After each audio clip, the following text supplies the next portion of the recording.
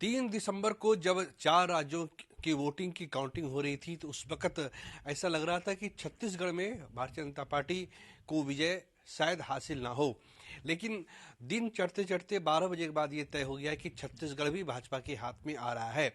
छत्तीसगढ़ में जो जीत हुई है उस जीत को तब्दील करने में जिन लोगों की भूमिका रही है उनमें एक प्रमुख भूमिका जो बिहार सरकार में जो पूर्व मंत्री हैं और बांकीपुर से जो विधायक हैं नितिन नवीन, उनकी एक प्रमुख भूमिका रही है। नितिन नवीन को पार्टी ने वहां पे एक बड़ी जिम्मेदारी दी थी और भूपेश बघेल जैसे दिग्गज कांग्रेस नेता और उनकी पूरी टीम को वहां पे जिस तरीके से एक तरीके से मात मिली है, उत्साह और मात में जो बड़ी भूमिका है वो नितिन नवीन की है। नितिन नवीन जी कल छत्तीसगढ़ से लौटे हैं शपथ ग्रहण के बाद। सबसे पहले नितिन जी आपको बहुत बहुत बधाई, शुभकामनाएं। ये कैसे संभव हो पाया? देखिए, वातावरण तो 1 साल पहले से वहाँ बना हुआ था।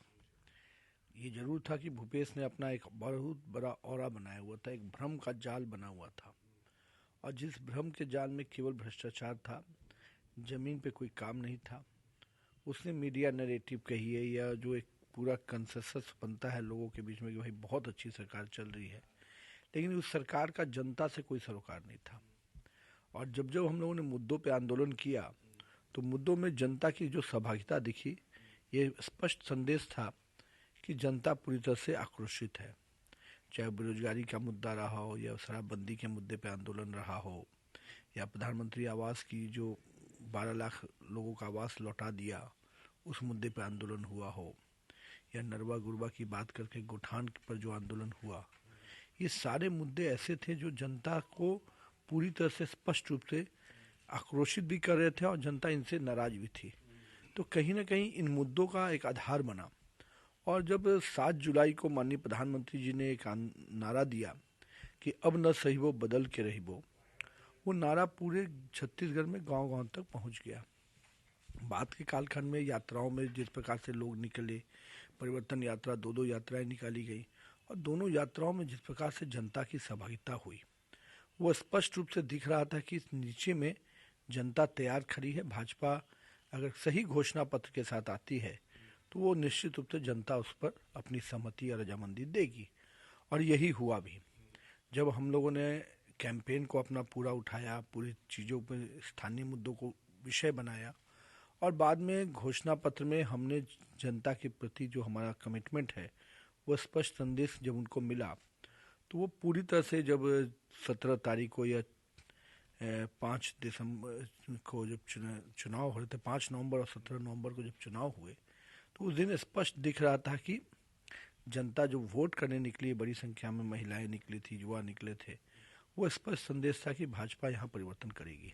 सर, एक सवाल ये है कि भाजपा जिस तरीके से हिंदुत्व को उठा रही थी उसके जवाब में भूपेश बघेल ने भी सॉफ्ट हिंदुत्व पे काम किया था। जैसे गोबर उन्होंने खरीदा था, राम वनगमन जो था पथ था वो उन्होंने तैयार किया था। इस वक्त लग रहा था कि भाजपा 15 से 53 तक का आंकड़ा, 46 तक का आंकड़ा नहीं छुपाएगी। आप 15 से 53 तक आ गए।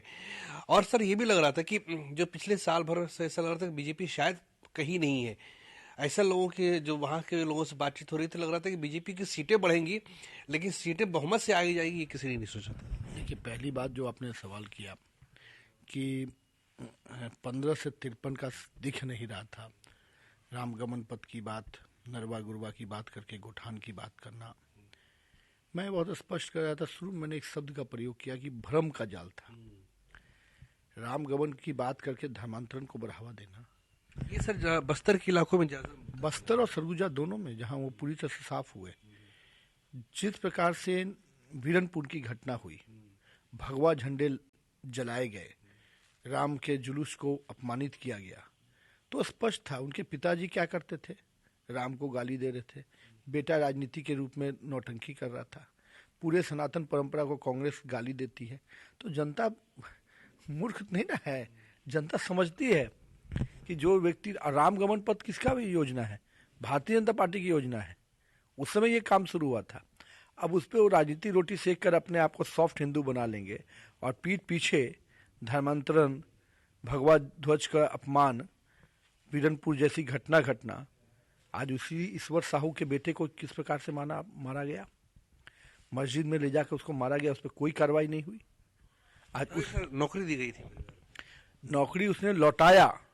जब घटना की कोई न्यायिक जांच नहीं की गई, कोई एथी नहीं गया, तो जो व्यक्ति दोषी है वो घूम रहा है, और उसी बाप ने नौकरी को ठुकरा दिया और पैसा को ठुकरा दिया।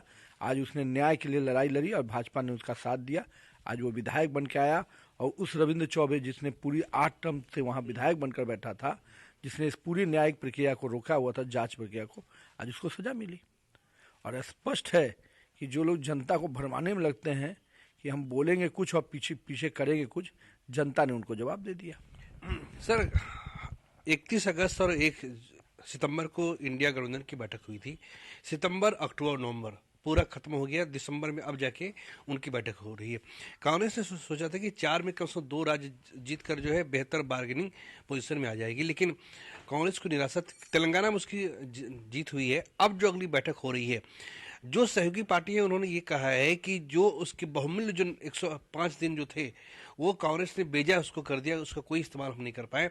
अब जो अगली बैठक हो रही है इंडिया की, उससे आपको क्या लगता है, कुछ निकल के आ पाएगा या केवल फोटो सेशन होकर रह जाएगा? देखिए, सबसे पहले जो निजी महत्वाकांक्षा में जो गठबंधन बनेगा, जिसकी न कोई सिद्धांत होगी, न जिसकी कोई दिशा होगी, न नीति होगी, तो स्पष्ट रूप से वो बहुत ही कहते हैं ना कि बहुत ही ढेर के रूप में, बालू के ढेर के रूप में गिर जाएगा।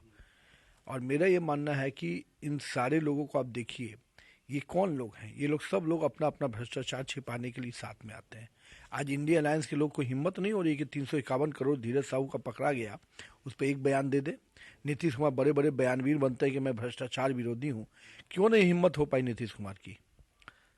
लालू जी को तो हम मानते हैं भाई, खुद उसके जनक हैं भ्रष्टाचार के, तो उनको उससे हम उम्मीद नहीं करते। नीतीश बाबू बहुत सुशासन की दोहे पढ़ते हैं, आज क्या हो गया सुशासन का?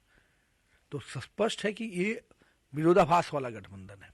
अभी तो आप देखिए ना, आगे आगे मुलायम सिंह को जिस प्रकार से उनके बेटे अखिलेश यादव को जिस प्रकार से बेइज्जत किया गया, जब वो मध्य प्रदेश में अलायंस के लिए गए, 2-2, 3-3 घंटे दरवाजे पर बैठा दिया गया। 5 सीटें मांगी थोड़ी। हाँ, 5 सीटें, और 2 घंटे बैठे, फिर भी नहीं मिला। ममता दीदी आंख तरेने को तैयार है। और ये सब कौन लोग हैं? ये सब प्रधानमंत्री के दावेदार हैं। तो कहते हैं एक अनार 100 बीमार, तो सब लड़ेंगे ही ना, पहले तो आपस में फरियाद है।